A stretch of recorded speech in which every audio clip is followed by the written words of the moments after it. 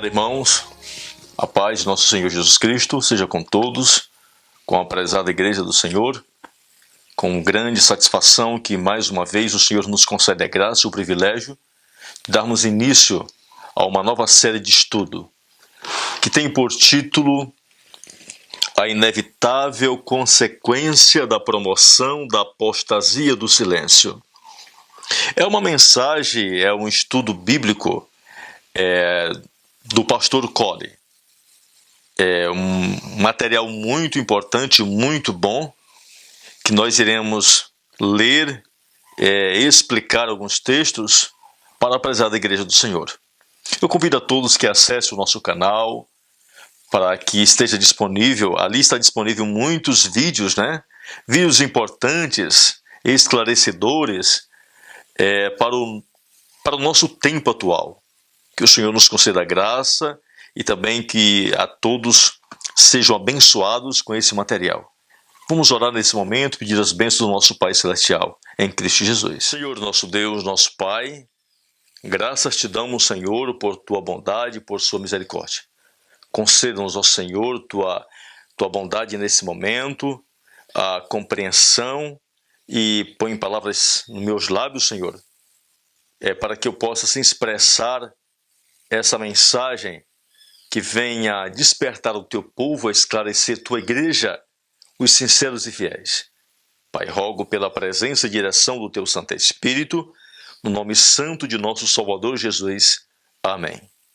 Paz e graça do nosso Senhor Deus, mais uma vez, pela graça do nosso Senhor, estamos aqui para apresentar uma mensagem de importância vital ao seu povo, à sua igreja.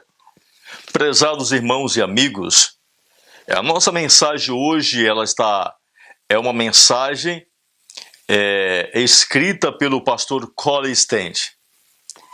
O título de nossa mensagem é A Inevitável Consequência da Promoção da Apostasia do Silêncio. Então, é uma mensagem de importância vital para nós. Ele vem falando de uma apostasia. A apostasia em nossa igreja, ou seja, a apostasia que foi introduzida dentro de nossa igreja. Ele nos diz que foi de uma forma tão silenciosa que poucas pessoas se surpreenderam com o que aconteceu e o que vem acontecendo dentro de nossa amada igreja.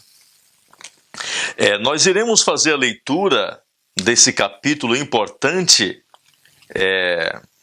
de seu material. Em 1980, os professores de teologia da Andrews se atreveram a deletar doutrinas estabelecidas da Igreja de Deus em silêncio. É incrível, o que o pastor Collie declara. Ele nos diz que na década de 80, mensagens, doutrinas fundamentais da nossa igreja foram deletadas.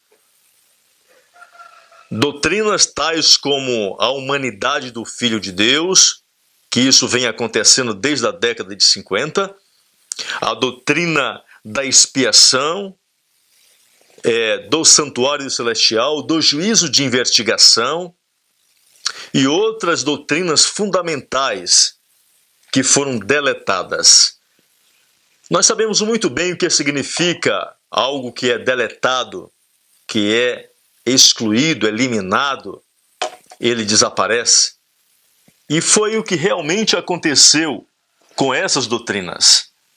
Hoje, se você entrar em qualquer de uma de nossas igrejas e pedir para alguém explicar de uma forma coerente a doutrina da expiação, com certeza você basicamente não vai encontrar, raramente vai encontrar alguém que realmente sabe dar uma explicação com respeito à expiação. E isso eu estou me referindo dentro de um distrito ou até mesmo dentro de um estado. Você raramente vai encontrar alguém. Por quê? Porque foram deletadas essas mensagens. Então hoje você vai encontrar alguém explicando sobre expiação, mas uma falsa expiação.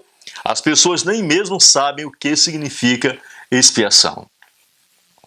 E se você hoje também chegar dentro de nossa igreja, pedir para alguém dar uma explicação com respeito à natureza humana de Cristo, com que natureza ele veio aqui na Terra, basicamente também você não vai encontrar quase ninguém que saiba explicar de uma forma coerente, correta, como era explicado nos dias dos pioneiros.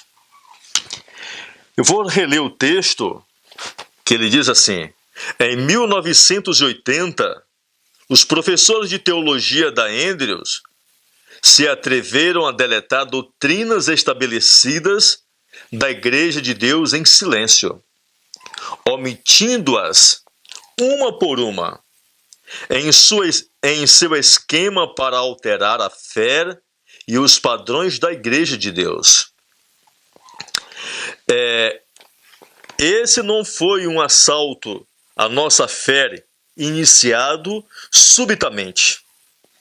Em 1980, o processo de promoção da apostasia do silêncio já era um caminho bem consolidado. Professores infiéis de teologia e ciência em muitas de nossas faculdades já estavam usando essa abordagem eminentemente bem-sucedida por muitos anos. Esses professores, para atender a requisitos de certificação, haviam estudado em universidades e seminários dirigidos pelas igrejas caídas de Babilônia e trouxeram os erros dessas instituições de ensino superior para as nossas sagradas escolas de preparo, como pastores, professores e cientistas preparados para o serviço denominacional. Então ele vem mostrando como isso aconteceu, como foram deletadas as doutrinas, e eu acredito que foi desde 1930, quando as nossas universidades, nossas escolas começaram agora a buscar credenciamento, e foram as universidades babilônicas, foram beber do vinho de Babilônia, e ali eles trouxeram o vinho de Babilônia. E aí o que acontece? Eles vieram com uma outra mentalidade e começaram agora a deletar nossos princípios, nossas doutrinas, os pilares que foram levantados pela primeira, segunda e a terceira mensagem angélica. É interessante, irmãos, que o pastor Cole diz: esse foi um assalto à nossa fé iniciado subitamente. Por necessidade, os professores apresentavam aos seus alunos seu desvio da fé. Sem dúvida, Satanás, com prazer em assistir seu trabalho maligno, forneceu-lhes artifícios projetados em sua mente. Essa era uma parte essencial do esquema de Satanás. Muitos dos seus alunos naqueles dias procediam de lares onde a pura verdade era bem conhecida e colocada na experiência diária da família. Então, nós olhamos aqui que esses teólogos, esses professores, eles se tornaram agentes de Satanás. É impressionante como em Testemunhos para Ministro, a profetisa do Senhor nos diz, ela diz que ministros não santificados iriam colocar no púlpito sagrado a tocha infernal da falsa profecia. Então nós estamos vendo como está se cumprindo, tem se cumprido e está se cumprindo as predições do espírito de profecia. Vamos continuar com a leitura desse impressionante material do pastor Colin, que Deus o abençoe, né? Não poucos estudantes perceberam os erros apresentados, mas a maioria, concentrada na aquisição de distinguidos registros acadêmicos, não conseguiram vê-los.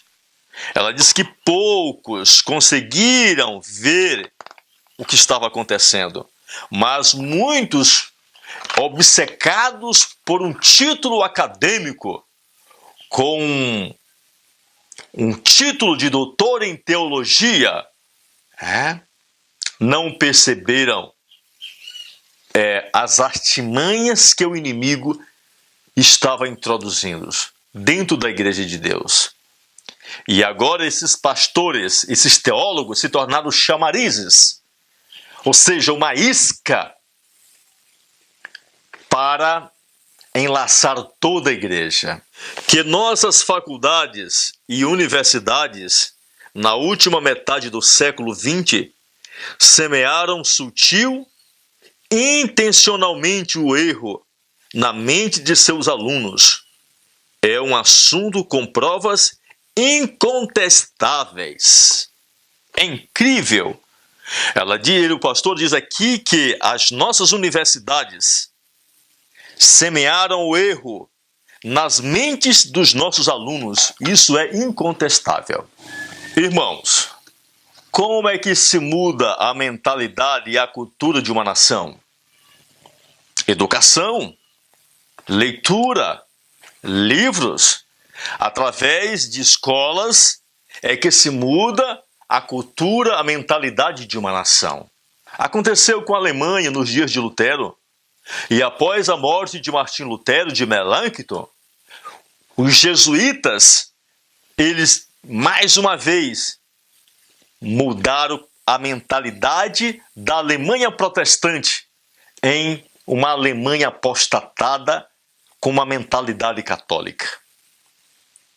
Da mesma forma, as nossas doutrinas, a mentalidade do nosso povo foi subterrados, foi mudado através das universidades, das faculdades adventistas do sétimo dia, dos quais os líderes, os teólogos, com uma mentalidade babilônica, uma mentalidade católica romana, por sua vez, houve mudanças na mente dos alunos. E ao vir esses alunos dessas faculdades, dessas universidades, começaram agora a moldar a mentalidade dos leigos, da membraiada dentro das igrejas. Então hoje nós temos uma igreja irreconhecível, uma igreja que só tem o nome de Adventista do sétimo dia, mas que de fato e de verdade não tem nada de Adventista do sétimo dia. É como se fosse qualquer denominação lá fora.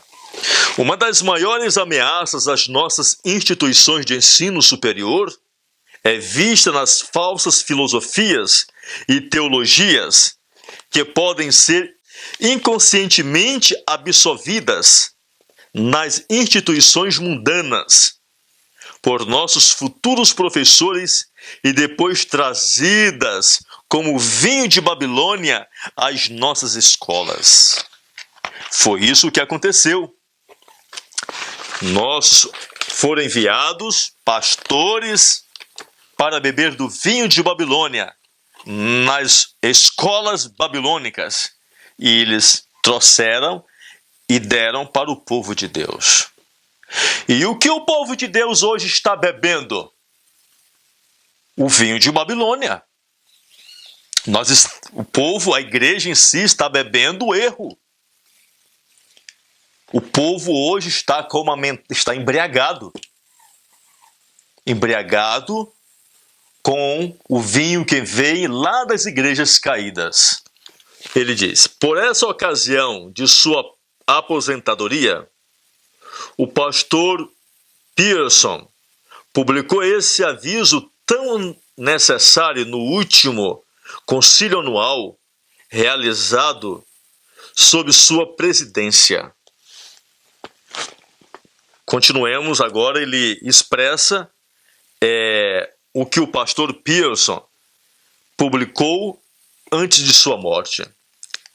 Já, irmãos e irmãs, há forças sutis que estão começando a se movimentar, diz o pastor Pearson, o presidente da Associação Geral na década de 70. Lamentavelmente, há aqueles na igreja que apoucam a inspiração da Bíblia toda, que escarnece dos primeiros 11 capítulos do Gênesis, que questionam a sucinta cronologia da terra feita pelo espírito de profecia e que, sutil ou não sutilmente, atacam o espírito de profecia. Há alguns que apontam para os reformadores e teólogos contemporâneos como a fonte e a norma da doutrina adventista do sétimo dia. Há aqueles que dizem estar cansados das frases batidas do adventismo. Há os que desejam se esquecer dos padrões da igreja que amamos. Há aqueles que cobiçam e cortejam o favor dos evangélicos, que gostariam de arrancar de si o manto de povo peculiar, e aqueles que gostariam de seguir nos rumos do mundo secular e materialista. Então, é incrível como ele profetiza e mostra que há alguns que apontam para os reformadores e teólogos contemporâneos como a fonte e a norma da doutrina adventista do sétimo dia, enquanto a fonte das doutrinas adventistas do sétimo dia é o próprio Deus. Deus agora colocou na mente e no coração da profetisa Ellen G. White, do seu esposo e de outros pioneiros. Certo que após a morte mesmo antes da morte de Ellen G. White, em 1915, todos os fundamentos estavam levantados, todos os pilares estavam levantados, certo? Então, esses teólogos contemporâneos, eles nada fizeram para erguer os pilares, para erguer esta igreja. A única coisa que esses teólogos contemporâneos estão fazendo é demolindo a verdade de Deus. Continuemos com a leitura. Aqueles que estão permitindo que uma passageira nuvem de futurismo obscureça o que está escrito nos pilares de nossa fé. Então, outro ponto que ele citou aqui com respeito ao futurismo. Hoje, muitos dos teólogos adventistas do sétimo dia estão fazendo aplicações de profecias que era para o tempo passado, dos 1.335 dias, 1.290 dias, 1.260 dias, estão aplicando ao futuro. Estão fazendo uma aplicação futura, estão criando uma confusão tremenda na mente dos membros com uma doutrina futurista, uma doutrina jesuíta, uma doutrina que teve como fundamento o Concílio de Trento. É incrível, irmãos. O estranho é que aqueles que estão satisfeitos com a luz como ela veio desde o começo, são solicitados a ir de mãos algemadas diante da comissão da nova luz, enquanto os que promovem a escuridão são deixados livres. Vou ler mais uma vez. O estranho é que aqueles que estão satisfeitos com a luz como ela veio desde o começo, são solicitados a ir de mãos algemadas diante da comissão da nova luz, enquanto os que promovem a escuridão são deixados livres. pura verdade. É o que está acontecendo. Aqueles que amam a verdade, aqueles que amam os princípios que Deus levantou, a primeira, a segunda e a terceira mensagem angélica, estão sendo excluídos, disciplinados. Aqui mesmo no Brasil, é um lugar onde está acontecendo muitas barbaridades. Pessoas que estão sendo excluídas da igreja, pessoas que estão sendo privadas de pregar no púlpito, pessoas que estão sendo privadas de passar a lição de escola sabatina, de até mesmo comentar numa lição de escola sabatina só porque crê que Jesus veio com a natureza de Adão após a queda, só porque crê que é possível vencer o pecado, só porque crê que devemos ouvir as músicas santas, enquanto aqueles que gostam de uma bagunça estão criando tremendas bagunças dentro de nossa igreja, estão ensinando a apostasia, são deixados livres. Como se tornou fusco o ouro finíssimo. As trevas são chamadas de luz, e a luz é tido como trevas. A era do primeiro advento é uma lição profética para nós na era do segundo advento. A era do primeiro advento de Cristo traz muitas lições para nós que estamos vivendo bem próximo de seu segundo advento. E nós, como igreja, deveríamos estudar essas lições, deveríamos estudar a história do passado, bem do ano 31 ao ano 70, e iríamos descobrir acontecimentos se repetindo dentro de nossa Igreja Adventista do Sétimo Dia, o Israel moderno. Mas, infelizmente, o nosso povo hoje é entretido da mesma forma como é o povo secular entretido por um sistema político corrompido. Então, assim está a nossa igreja. Hoje os membros são entretidos com festanças, são entretidos por meio de um chamado clube de desbravadores, que é um clube de depravação, aonde está promovendo grandes apostasias para a juventude. Hoje os membros são entretidos por JAs corrompidos, por semanas de orações que não tem nada, não trazem um verdadeiro reavivamento e uma reforma, e por um sistema de pregação chamado Caleb. Se Caleb hoje ressuscitasse, ele meteria a espada nesses falsos Calebes, todos apertadinhos, que estão hoje representando o verdadeiro Caleb. A era do primeiro advento é uma lição profética para nós na era do segundo advento. Incontestavelmente, no período em que Cristo esteve na terra, a igreja judaica era a igreja de Cristo e continuou assim até o ano 34.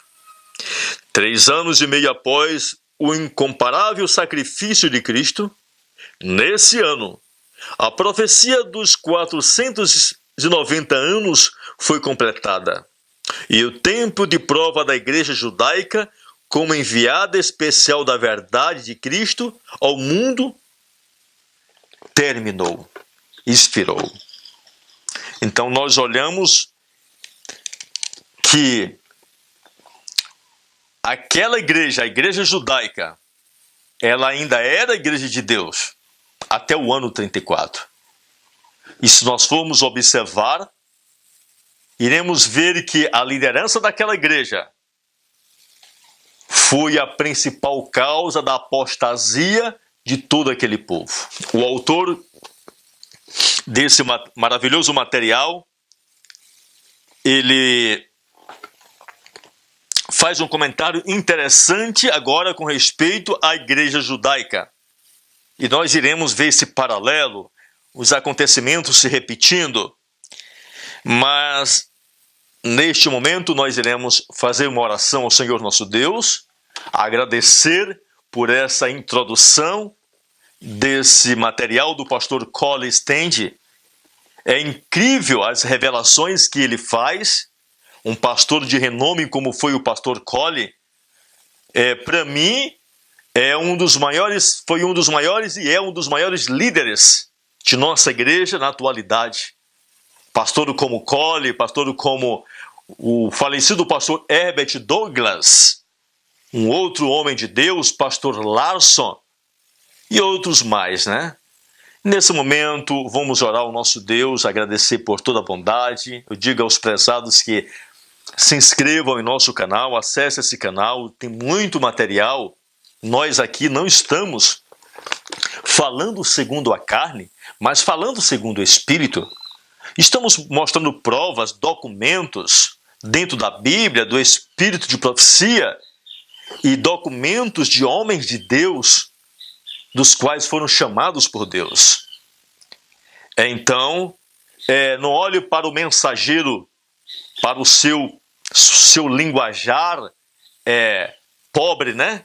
Mas olhemos para o conteúdo da palavra de Deus. Porque Deus chama as coisas loucas para confundir as sábias e as fracas para confundir as fortes. Que assim Deus nos conceda a graça e o privilégio de continuarmos a dar essa mensagem em Cristo Jesus. Oremos ao nosso Deus. Senhor, nosso Deus, te somos muito gratos por tudo, Pai. Obrigado, Senhor, por conceder-me a graça, o privilégio de apresentar essa mensagem.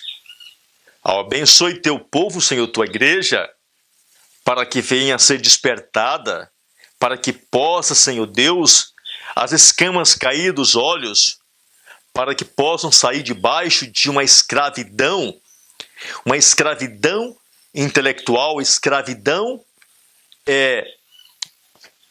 de homens ímpios que têm mantido o teu povo, Senhor Deus, longe da verdade. Desperta-nos, ó Deus, ajude-nos, dá-nos coragem para enfrentarmos toda essa grande apostasia. No nome santo de Jesus. Amém.